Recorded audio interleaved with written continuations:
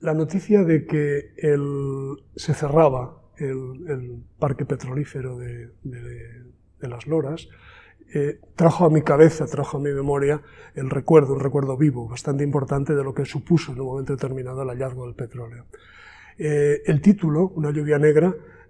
incorpora, es decir, se saca directamente de uno de los titulares de la prensa de la época que decía una lluvia negra que cae sobre los cultivos, que cae sobre los trajes de los ingenieros y sobre unos coches que estaban allí aparcados. Es decir, el brote, en ese momento, el momento en el que brota el petróleo es lo que da, de alguna manera, título a la exposición que trata fundamentalmente de todo lo que rodea al hecho de encontrar petróleo el 6 de junio del 64 en Ayoluengo, en Ayoluengo, el pozo de Ayoluengo, que es Valdeajos y Sargentes de la Lora. El tema central, fundamentalmente, es el uso que se hizo de este hallazgo. Es decir, lo que yo trato de investigar es lo que el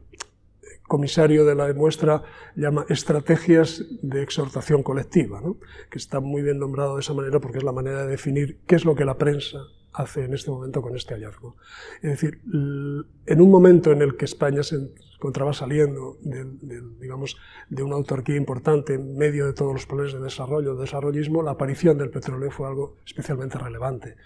Y sobre todo el régimen se encargó a través de la prensa de generar, digamos, una expectativa importante respecto de lo que se llamó el milagro del oro negro, es decir, las posibilidades que el país ganaba si el petróleo realmente era abundante en cantidad y en calidad. El asunto es que luego el sueño pronto se acabó desvaneciendo, es decir, la cantidad era poca, la calidad no era excesiva y aquello que en un principio pareció que salvaría el país se deshizo como un azucarillo, es decir, acabó desvaneciéndose. Mi trabajo, no solo este, sino todos los anteriores, se incluye en lo que podríamos denominar estilo documental, la fotografía documental. Es decir, en los años 70 hay un movimiento especialmente relevante en el ámbito contemporáneo que tiene que ver con buscar las vías de legitimación de la fotografía en el ámbito artístico. Esto se hace sobre todo por oponerse a la estetización, al historicismo y a la subjetivación, es decir, afirmando, por otro lado, digamos, otras vías que fueron recurrir a la fotografía como registro puro, fundamentalmente reivindicando fuentes como Walker Evans o algunos de los fotógrafos americanos que estuvieron en esta línea, pero sobre todo esta especie de fotografía despersonalizada, en su calidad de puro registro, digamos, con una estética un tanto austera, ¿no? La austeridad formal es un tema fundamental. No se busca lo estético, no se busca el efectismo, no se busca, digamos, las raíces historicistas, es decir, el paisaje, el retrato, como, digamos, elementos prestados de la historiografía, de la historia del arte, todo ese tipo de cuestiones. En ese sentido, por avanzar un poco más, yo lo que hago es utilizar la fotografía para proponer lecturas de la historia a través de los vestigios que quedan de los acontecimientos y de los restos que ese acontecimiento ha dejado en el propio territorio. En ese sentido, para mí el campo petrolífero, lo que es el lugar, tiene dos virtudes fundamentales. Una es que introduce un concepto interesante que es el de la verdad debida al lugar. Y por otro lado, que se constituye como vector de continuidad entre el hecho histórico y el trabajo de investigación fotográfico. Junto a esto, yo utilizo otro elemento, digamos, arqueológico, porque esto en el fondo es una cierta arqueología, que tiene que ver con el análisis de los documentos textuales, en este caso la prensa, sobre todo por la circulación que la prensa tenía en comparación con otros documentos del proyecto, y sobre todo por la capacidad de impactar, digamos, de forma masiva en la población. En ese sentido, la prensa me ayuda a incorporar no solo la expectativa de la que hablábamos al principio sobre las posibilidades que el petróleo abrían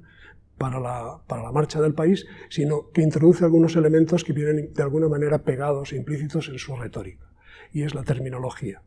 Cuando la prensa fundamentalmente habla de dos grandes conceptos, uno es la tecnología y la máquina, y otro es la mancha como metonimia del éxito. Es decir, la mancha como la prueba de que ha aparecido, de que hemos triunfado, de que esto al final se logró, se consiguió, el eureka, ¿no? Definitiva. En ese sentido, yo lo que hago es tomar estos dos conceptos para desarrollar algunas de las series y para proponer, digamos, intentar desenmascarar o por lo menos evidenciar ese proceso en el que hablábamos de exhortación, digamos, colectiva, ¿no? Como el mecanismo de que la gente realmente crea que el proyecto va a salvar el país se va produciendo. Bien, el asunto es que la fotografía documental, a lo que realmente alude, como contraposición a estos, digamos, efectismos fundamentalmente esteticistas o estetizantes, tiene que ver con la cultura de archivo. Es decir, es el documento a lo que remites al archivo, más que a la creación, digamos, a lo plástico, ¿no? En definitiva. Entonces, esto lo que acaba conformando es lo que se llama el estilo documental. El estilo documental es la manera de abordar cualquier realidad de una manera, digamos, desapasionada, fría, con esa especie de austeridad formal, que nos permite fotografiarlo todo de la misma manera,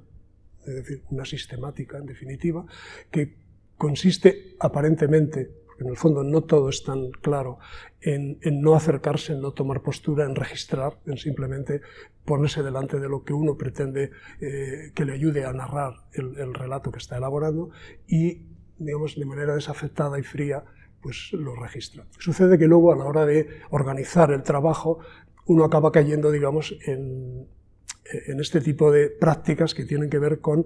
el archivo, fundamentalmente, que tiene que ver con la taxonomía, la manera de describir de manera taxonómica, es decir, por la descripción de los elementos en comparación con los otros o en su acumulación, por ejemplo, ¿no? Entonces, para mí, fundamentalmente, esos son los sistemas que no solo son mi trabajo, es un asunto, digamos, que es bastante compartido con este tipo de corriente con la que, de alguna manera, yo participo. La exposición está compuesta por dos grandes bloques, vamos a definirlo así, tal vez tres, hay un apéndice que podemos comentar ahora. El primero es el que incorpora al territorio los elementos que sobreviven en el territorio, que sigue un poco la práctica que hemos definido hace un momento, es decir, el registro desafectado, digamos desapasionado, estrictamente casi como tomando nota y levantando un testimonio, un documento de lo que existe, de lo que permanece, es decir, los rastros y los vestigios de los que hablábamos. Luego está, digamos, esta parte más abstracta, en efecto, en la que la composición se configura de una manera más abstracta, porque lo que hace es incorporar esos elementos textuales, digamos, esos elementos que provienen de la retórica de la prensa de la época, que de alguna manera y se incorporan en ese término taxonómico, pero también mutan hacia lo abstracto. Y luego la parte, digamos, documental, que es la que de alguna manera comenta la iniciativa museística que se levantó en la zona cuando acabó el proyecto del petróleo, es decir, cuando se cierra el campo aparece un museo en Sargentes, y en ese sentido esa práctica también pertenece a otra descripción distinta, porque lo que hace es tratar de señalar qué elementos y de dónde provienen los elementos se configuran como digamos, el icono o el símbolo de la iniciativa, ¿no? Como incluso la fotografía es capaz de hacerse cargo de la simbología de un proyecto, dando un poco la vuelta completa, a los 360 grados, de partir del registro a pasar a ser el símbolo, ¿no? Esa especie de cualidad semiótica que la fotografía tiene, dada su, digamos, su capacidad de generar diferentes sentidos o diferentes aplicaciones. Buena parte del trabajo que yo llevo a cabo, por ejemplo, en La lluvia negra,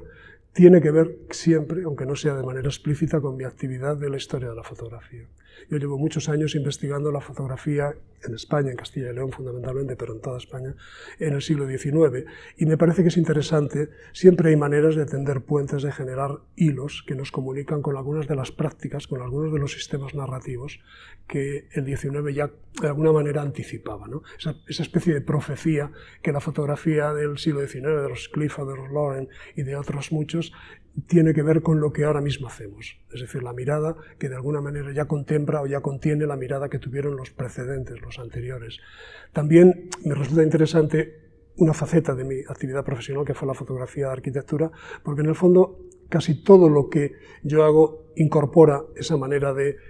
digamos, de representar, en este caso no son edificios, pero si lo fueran,